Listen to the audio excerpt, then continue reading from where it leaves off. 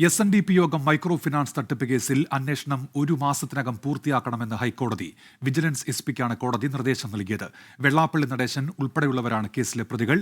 വിഷ്ണു സുരേഷ് ചേരുന്നു കൊച്ചിയിൽ നിന്ന്. വിഷ്ണു, വിവരങ്ങൾ എന്തൊക്കെയാണ്?